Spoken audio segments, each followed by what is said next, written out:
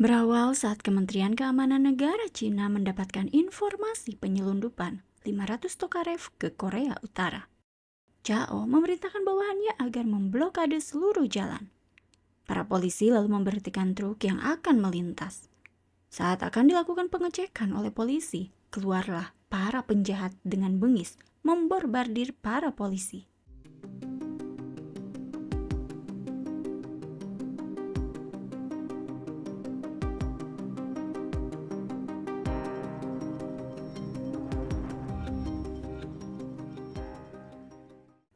Bapak Kepala Kementerian Keamanan Negara Cina menyekap salah satu pelaku penyelundupan. Didapatkan informasi bahwa senjata selundupan tersebut diangkut menuju Korea Selatan. Tanpa basa-basi, Bapak Kepala Kementerian Keamanan meluncurkan peluru ke pelaku penyelundupan. Di ruangan Bapak Kepala Kementerian Keamanan, Chao menyanggupi akan mengutus timnya untuk menangani kasus penyelundupan senjata ini. Bapak Kepala Kementerian Keamanan meyakinkan agar Chao menjalankan misi ini dengan diam-diam dan mengirim seorang agen yang muda dan lulusan Universitas Beijing. Dia pun memberikan berkas agen tersebut kepada Chao. Di tempat berbeda, Suhan mengendap-endap masuk ke ruangan kerjanya. Dia memeriksa sebuah kotak. Tiba-tiba datang polwan yang mampir mengembalikan segepok uang karena Suhan telah membayarkan tagihan rumah sakitnya.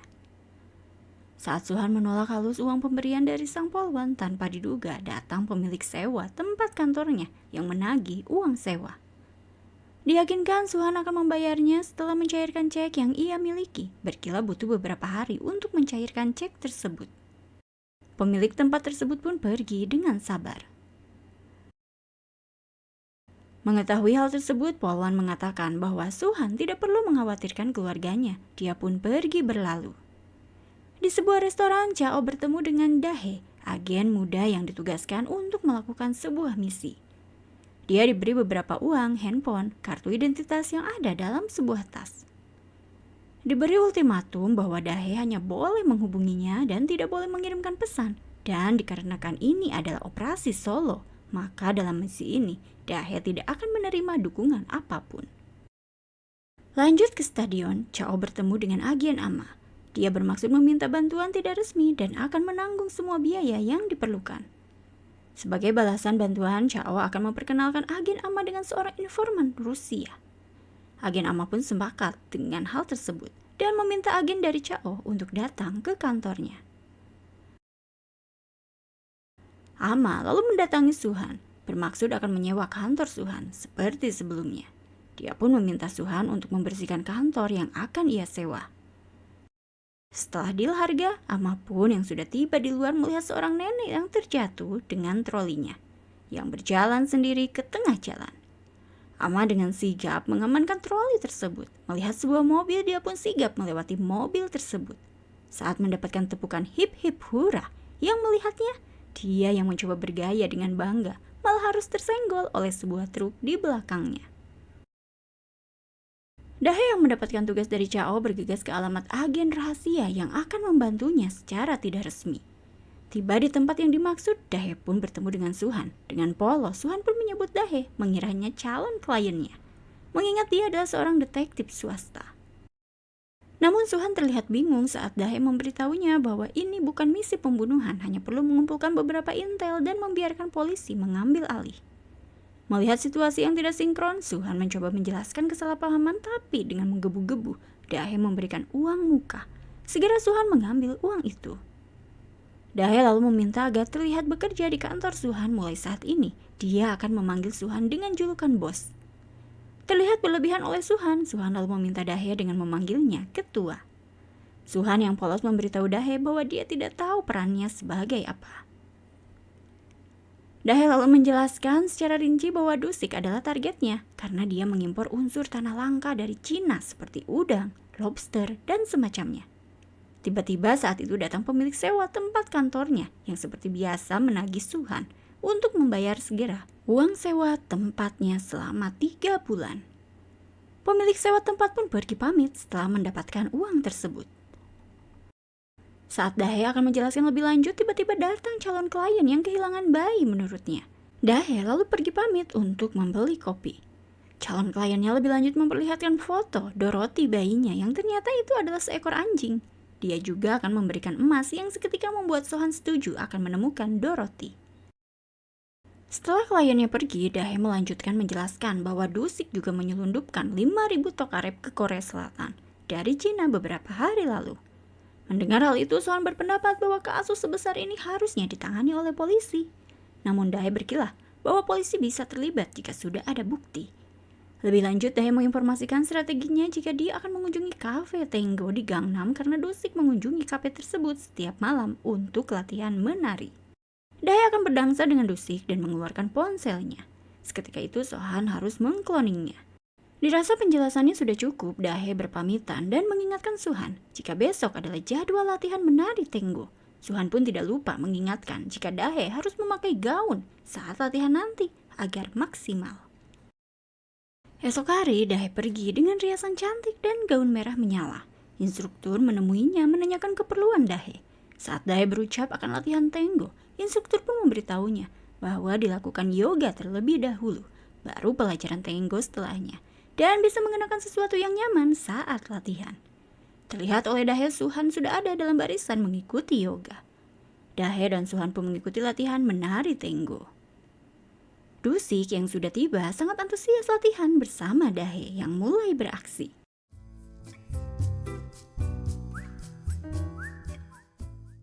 Dusik lalu keluar kafe sedang bertelepon tanpa dia sadari ada lelaki yang menyuntikkan sesuatu ke lehernya. Tiba di dalam kafe, Dusik pun seketika pingsan. Setelah dicek kilat oleh Dahe, Dusik pun sudah tiada. Dahe mengajak Suhan untuk segera pergi karena polisi akan segera datang, mengingat instruktur sudah menghubungi 911. Namun Suhan menolak ajakan Dahe karena dia dan Dahe akan dicurigai jika pergi sekarang. Mereka lalu diinterogasi di kantor polisi perihal kejadian tersebut. Setelah melewati beberapa pertanyaan, mereka pun dipulangkan. Namun, kepala detektif meminta bawahannya untuk memperhatikan Dahe dan juga Suhan lebih jauh karena terlihat mencurigakan. Di dalam mobil, Suhan menyatakan kasus sudah selesai karena Dusik sebagai target telah tiada. Namun Dahe berpendapat Dusik pasti telah dimanfaatkan dan dibunuh setelah itu. Suhan yang berpikir positif mengingatkan Dahe agar jangan suudzon karena jelas informasi dari kepolisian bahwa Dusik terkena serangan jantung. Suudzon Dahe sangat berdasar karena kalium klorida dosis tinggi dapat menyebabkan kematian tanpa jejak. Mengetahui hal itu, Suhan menyarankan agar melaporkan riwayat kasus ini dan mundur selangkah. Dahe mengungkapkan jika Suhan tidak ingin pekerjaan ini, maka kembalikan uang muka yang telah ia berikan tempo hari.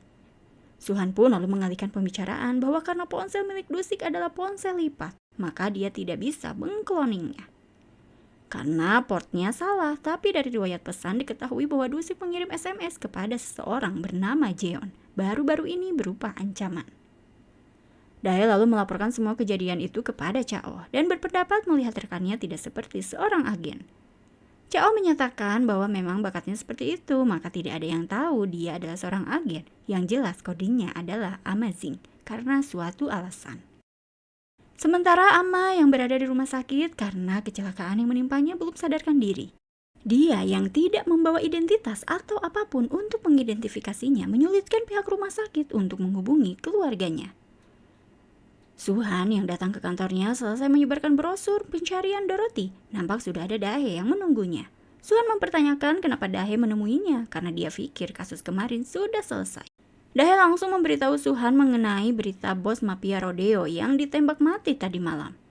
Dahe pun lalu meminta Suhan untuk mencari seseorang yang bisa menghubungkannya dengan gangster. Awalnya Suhan enggan nimbrung kembali dengan kasus ini. Namun apa daya, dia membutuhkan pity money untuk menyambung hidup. Maka dari itu dengan bayaran $2.000 dari Dahe, dia mengajak Dahe pergi ke seseorang yang ahli di dunia pergangsteran. Dibawalah Dahe ke seorang peramal, tidak begitu yakin dengan tindakan Suhan. Suhan pun meyakinkan peramal ini terkenal di kalangan gangster, dia orang dalam. Peramal memberikan informasi bahwa mafia rodeo bisa membocorkan informasi tentang saingan mereka dan memanfaatkan polisi untuk keuntungan mereka. Yang dimaksud adalah klan Kapak. Klan yang kejam tidak seperti geng lainnya karena bercampur dengan geng Cina. Mendapatkan informasi dari peramal, Dahe berpikir penyelundup mungkin memulai perang geng untuk menjual senjata. Jika Rodeo tidak mau mengalah, mereka akan membuat marah klan Kapak. Mengetahui Dahe sangat minat mengungkap kasus ini, Suhan jujur pada Dahe sangat enggan membahayakan dirinya untuk ikut serta dalam kasus ini. Dahe lalu menyatakan bahwa ia bisa menjaga dirinya sendiri. Suhan yang meremehkan kemampuan Dahe tidak percaya jika Dahe senekat itu. Dahe yang tidak ingin diremehkan meminta jika dia bisa memukul Suhan sekarang, maka Suhan harus ikut pergi ke klan Kapak. Menyanggupi hal itu, langsung Suhan pun terkapar mimisan. Mereka lalu menemui Ak, sang bos gangster yang mengaku sebagai petugas kepolisian, menanyakan pedagang senjata apakah menemuinya baru-baru ini. Aks pun hanya menjawab tidak. Dahe mengancam jika Aks tidak ingin bekerja sama maka ia akan menangkap Aks. Aks lebih lanjut meminta surat penangkapan. Tanpa basa-basi, Suhan langsung memborgolnya. Aks mempertanyakan bukannya mereka harus menyatakan peringatan Miranda terlebih dahulu. Melihat Suhan dan Dahe kebingungan, Aks mencurigai mereka bukan dari kepolisian. Belum terjawab, tiba-tiba di luar terdengar keributan. Saat membuka pintu, Aks tertembak dengan mudah. Benar saja, mereka diserang oleh orang yang tidak dikenal. Suhan dan Dahe berhasil kabur, melihat dengan jelas bahwa kasus ini sangat berbahaya. Suhan tidak ingin melanjutkan pekerjaan ini, namun karena Dahe akan membayarnya dengan $10.000 lebih banyak setelah pekerjaan selesai, dengan terpaksa dia pun segera mengajak Dahe pergi ke seorang peretas untuk meretas ponsel milik Aks yang berhasil mereka ambil. Di ruangan hacker tersebut terlihat t-shirt member Red Velvet karena sudah akrab, Suhan segera mengambilnya. Suhan lebih lanjut meminta sang hacker untuk membuka ponsel Aks yang terkunci. Hacker tersebut membutuhkan waktu untuk mengerjakannya. Segera Suhan dan Dahe pun pergi. Di dalam perjalanan, Dahe yang kebelet pipis terpaksa pergi ke rumah orang lain dengan cepat membobol kunci. Mereka pun masuk ke dalam rumah tersebut. Segera Dahe membobol masuk ke dalam toilet. Di dalam toilet, Dahe terkaget-kaget karena ada mayat seperti bunuh diri. Mereka pun segera memeriksa ruangan lain. Masuk ke dalam kamar terlihat name tag milik Yonggu, kepala keamanan dari Mugwang Internasional, yang tak lain adalah makelar senjata. Setelah dicari tahu, ternyata eksekutif dari Mugwang Internasional adalah Direktur Jeon-hun. Dilansir, Dusik pernah mengancamnya dengan sebuah SMS. Di tempat berbeda, kepala detektif dengan supercar terbarunya tiba di lokasi pembantaian kantor Aksang kepala gangster. Bawahannya menunjukkan CCTV terlihat Dahe dan Suhan masuk ke dalam keluar gedung tersebut. Mereka pun semakin mencurigai tingkah Suhan dan Dahe. Terlihat dari ponsel yang diretas ada perayaan di Alvin Hotel esok hari. Di acara itu mereka mengundang anak adopsi dari luar negeri. Mengkloning ponsel Jeon adalah hal terbaik. Namun Suhan tidak setuju untuk mengkloning ponsel karena membutuhkan waktu yang lama dan itu terlalu berbahaya. Dahe lalu memberikan ide lain, dia akan memikat dengan rayuan mautnya. Suhan jelas menolak, menurutnya itu hanya bisa dilakukan oleh wanita yang keren sebenarnya. Dahe tetap kekeh dengan tekad kuatnya dan penuh percaya diri. Suhan pun menganjurkan agar Dahe berdandan maksimal dengan gaun yang amat indah. Di tempat berbeda, Badan Intelijen Korea Selatan mengidentifikasi identitas Dahe yang bernama asli Wong Iring, dibesarkan di Korea yang pasti berbahasa Korea. Belajar psikologi di Universitas Beijing dan telah bekerja untuk MSS selama 3 tahun. Dia dikirim sebagai elit korban dan pastinya kejadian tersebut akan menyalahkan intelijen Korea Selatan. Sementara Suhan belum diketahui identitas aslinya. Di rumah sakit, Suhan menemui Polwan melihat perkembangan Duho yang tak lain adalah anak dari almarhum temannya. Polwan meminta agar Suhan tidak menemui anak dan dirinya yang tak perlu mengkhawatirkan mereka, karena jika Duho atau Suhan meninggalkan saat ayahnya tiada, dia akan terkoyak. Suhan lalu menemani Dahe yang sudah berdandan cantik menghadiri perayaan. Namun Dahe dibuat liar, bagaimana tidak, jas yang dikenakan Suhan mirip dengan taplak meja. Saat menyuruhnya membuka jasnya, t-shirt yang digunakan adalah t-shirt yang Suhan bawa dari sang hacker. Terlihat seperti akan mengikuti fan meeting Red Velvet. Melihat Jeon-ho tiba, mereka segera memperkenalkan diri berpura-pura berimigrasi ke Puerto Rico. Setelah diadopsi ke Amerika Serikat, disambut hangat oleh Jeon. Dahe dan Suhan lalu memeluk Jeon bermaksud menyimpan alat penyadap di jas yang dikenakan oleh Jeon. Lanjut mereka pun kembali ke mejanya, menikmati menu yang tersedia di perayaan.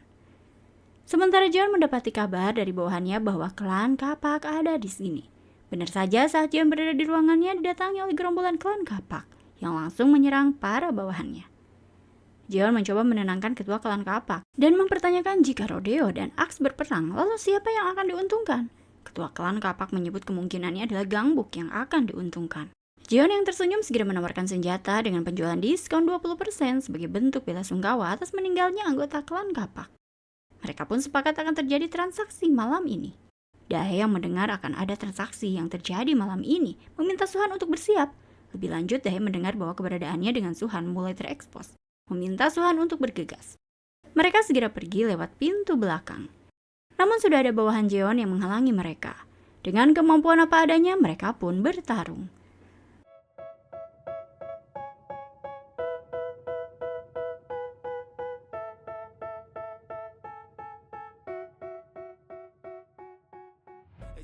Mereka lalu tertangkap dibawa ke hadapan Jeon. Jeon meminta agar Suhan membantunya. Jika dia dapat melakukan pekerjaannya dengan benar, mereka berdua akan dibebaskan. Suhan dibawa ke depan kantor polisi, diminta untuk membunuh semua petugas polisi yang ada di sana. Melihat poluan istri temannya sedang bekerja dan berjaga di luar kantor polisi, segera Suhan memperbadat bawahan Jeon dan dia pun pergi. Diketahui oleh para polisi kejadian tersebut, segera mobil yang dikendarai Suhan pun diburu. Sementara itu, ketua detektif dan bawahannya menemukan ID Suhan di TKP kediaman Yonggu, kepala keamanan dari Mugwang Internasional. Di lain tempat, Suhan yang sudah tiba di Alvin Hotel hendak menjemput Dahe tidak mendapati Dahe. Hal pahit harus ia terima, karena saat keluar hotel, polisi pun sudah menyergapnya. Suhan lalu dibawa ke ruang interogasi, mengakui bahwa dia tengah menyelidiki kasus penyelundupan senjata. Namun detektif tidak semudah itu percaya. Detektif meminta agar Suhan menghubungi rekan wanitanya. Dahe yang dihubungi olehnya menyatakan bahwa dia baik-baik saja dan tidak usah mengkhawatirkannya lebih lanjut. Dahe mempertanyakan berapa banyak sup yang Pyong yang sudah mereka miliki. 6x6. Dahe suka mie guksu, tapi tidak pernah sekalipun membelinya. Suhan mendengar hal itu dibuat kalut. Tiba-tiba datang perwakilan intelijen Korea Selatan yang akan mengonfirmasi beberapa hal kepada Suhan. Suhan pun mengakui bahwa dia diberhentikan tidak hormat dari pasukan khusus 707. Saat mengonfirmasi Dahe, Suhan tidak cukup cakap menjawab. Pihak intelijen Korea Selatan lalu memberitahu Suhan bahwa Dahe adalah agen MSS Cina. Dia dikirim sebagai korban karena misinya adalah untuk mati. Suhan amat menyayangkan kenapa intelijen Korea Selatan tidak dapat menyelamatkan Dahe. Beralasan bahwa tidak ada aturan untuk menjaga agen asing karena mereka hanya bertindak atas nama kepentingan nasional. Mereka pun pergi. Saat para detektif polisi kembali, Suhan segera beraksi.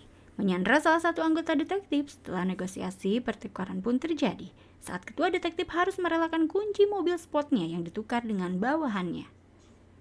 Dalam perjalanan tanpa arah dengan mengingat perkataan Dahe saat telepon tadi mengenai sup yang Pyong dan mie guksu, segera Suhan menghubungi sang hacker untuk mencari alamat gedung yang dimiliki Mugwang Internasional di rute 6 Yangpyeong, daerah Guksu. Setelah mendapatkan alamatnya, segera Suhan bergegas tancap gas. Di kantor kepolisian, ketua detektif yang masih kesal mendapatkan informasi dari bawahannya bahwa Suhan adalah mantan pasukan khusus 707. Dia diberhentikan tidak hormat tanpa alasan. Diketahui juga Suhan seorang instruktur pertempuran jarak dekat. Membuat para detektif kepolisian takjub dan tak menyangka. Sementara Suhan mengendap-endap masuk ke dalam gedung, menyelamatkan Dahe. Tiba-tiba datang bawahan Jeon. Segera Suhan pun melawannya. Setelah berhasil melumpuhkan lawan, Suhan dan Dahe pun bergegas pergi mencari jalan keluar. Namun, bawahan Jeon yang lain mengajaknya bertarung. Suhan pun berhasil melumpuhkan kembali lawannya. Bergegas ngacir kembali mencari jalan keluar bersama Dahe. Bawahan Jeon yang dilumpuhkan Suhan tak berdaya sampai terjatuh, membuat klan Kapak dan Jeon sedang bertransaksi senjata yang terkaget-kaget dibuatnya. Klan Kapak pun meminta izin kepada Jeon untuk mengunci senjatanya dengan memburu pelaku tamu tak diundang. Suhan yang sangat senang karena mendapatkan kabar bahwa Dorothy telah ditemukan membuat Dahe janghet. Bisa-bisanya Suhan merasa senang di saat kondisi kritis sekarang. Mereka pun lanjut mencari pintu keluar, namun harus bertarung terlebih dahulu. Mereka pun berhasil melumpuhkan kawanan gangster dan menemukan pintu keluar. Di luar, Jeon yang melihat Suhan dan Dahe mengajak mereka untuk memulai revolusi dan akan membayar berapapun. Membisikkan kepada Suhan, Dahe berpikir kemungkinan revolusi yang dimaksud adalah membanjiri Korea dengan senjata. Terlalu rumit menurut Suhan, segera mereka pun harus masuk tahanan. Suhan yang juga ditahanan diajak negosiasi oleh intelijen Korea Selatan yang mengunjunginya untuk menjadi agen rahasia intelijen Korea Selatan. Dengan mempertimbangkan Suhan yang berhasil menyelesaikan kasus penyelundupan senjata ini. Suhan menolak karena nyawanya akan terancam kembali. Harus bijak dia menerima tawaran tersebut. Namun saat uang sekoper diletakkan di meja ditambah gaji $100.000 dan $100.000 lainnya saat misi selesai. Suhan yang datang dan diperkenalkan akan menjadi rekan untuk misi operasi bersama karena agen AMA masih tidak dapat dihubungi sampai saat ini. Dijelaskan oleh Chao, mereka harus menemukan Dorothy yang akan membawa seorang wanita intel Korea Utara. Dorothy menyukai emas, jadi biasanya wanita intel Korea ini menanamkan kartu micro SD di dalam batangan emas. Mengetahui emas yang diberikan oleh wanita itu telah dijual oleh Suhan, mereka pun mau tidak mau harus melaksanakan misi operasi ini. Mereka lalu menyamar sebagai pasangan dan menyusup ke Vladivostok, Rusia dengan setelan nyentrik. Dan penyamaran tersebut menjadi akhir dari drama Mission Possible.